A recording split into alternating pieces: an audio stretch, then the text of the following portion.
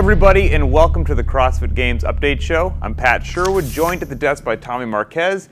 And as 16.2 comes to a close, it's time to swallow my pride, maybe for both of us. We didn't think there'd be too many people finishing this workout. Now that it's done, we had 62 women completed as prescribed. And even as we were on air saying that we didn't think very many people, if any, would finish, I had a couple athletes picked out in my head that I thought maybe could surprise us, but certainly not 62, certainly not an order of this magnitude, Pat, and this is one of the instances where I don't mind being wrong. Well, it happens every now and then.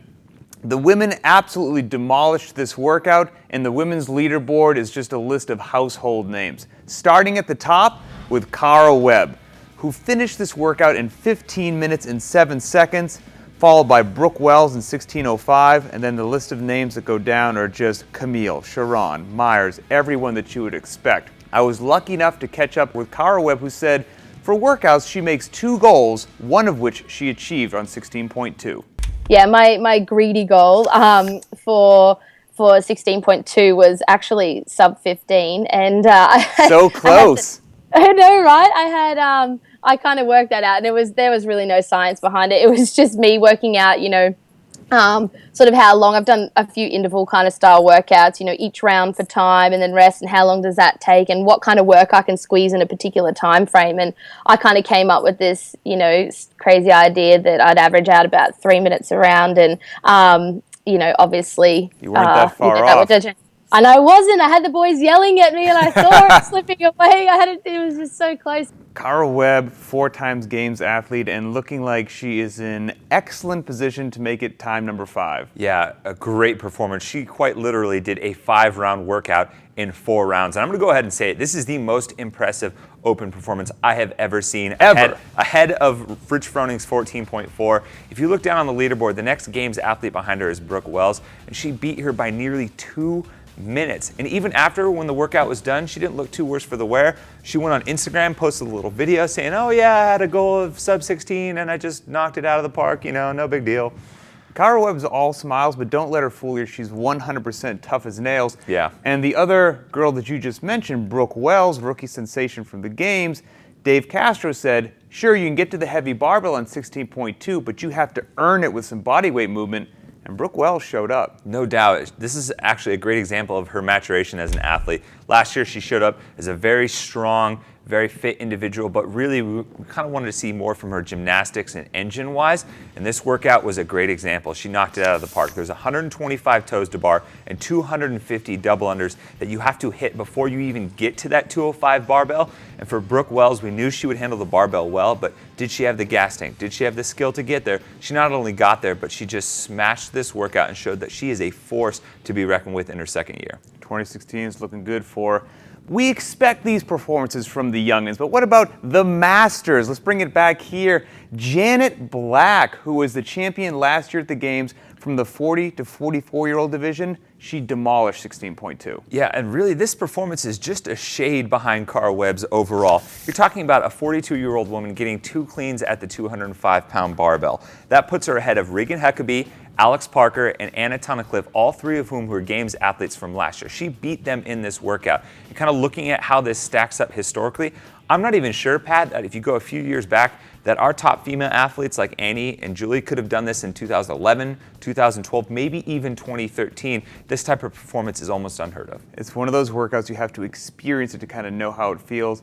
All of us out there did experience this, but at the end of 2 weeks of competition, your overall leaderboard is a who's who in CrossFit. Starting, of course, Emily Bridgers, who always performs so well in the open, occupying the top spot.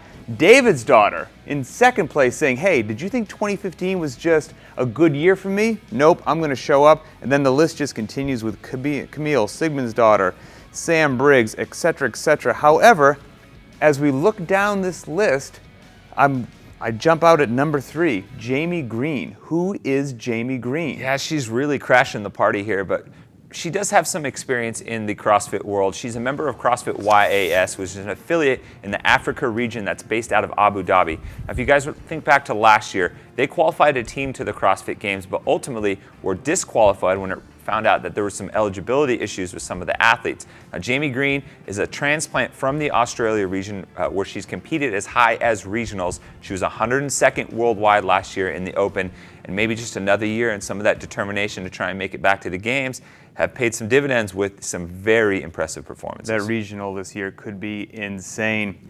I have to give a special shout out to somebody, Natalie Newhart. When I was looking over the leaderboard, I saw her do well on week number 1. I thought to myself, we'll see what week 2 brings. And when the heavy barbells came out, I thought she would potentially disappear, but she was actually one of the women that finished this thing. Yeah, she's got a crazy gas tank. She's got tons of gymnastic skill, but really her knock has been her strength. And when we saw this workout, I thought she'd get to the 205 barbell, but maybe she might not be able to actually hit a few reps, maybe more than 1 or 2.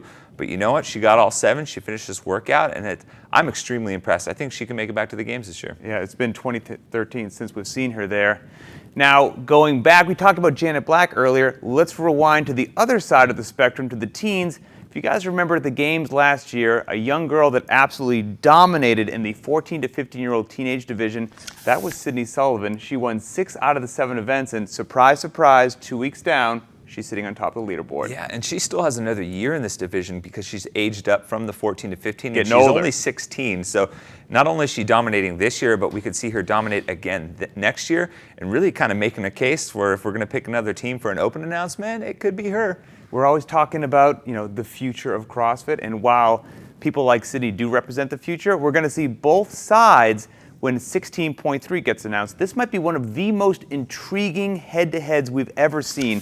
We have Nick Palladino, who is the 16 to 17-year-old champion from the games last year, throwing down Sean Ramirez, oh crazy eyes, 2-time champion from the 40 to 44-year-old division. They are going to smash together down there in Jacksonville, Florida, and we would like you guys to get involved through social media. Yeah, there's some really cool opportunities for you guys to kind of voice your opinions on social media. We have the hashtag CrossFit Masters and the hashtag CrossFit Teens. So when you're out there posting on Facebook and Instagram, be sure to use those hashtags to cast your vote and show your support for one of the 2 athletes here at the Open announcement. Well, that wraps up the women's side from 16.2. 16.3 is right around the corner. Stay tuned to games.crossfit.com for all the information. For Tommy Marquez, I'm Pat Sherwood.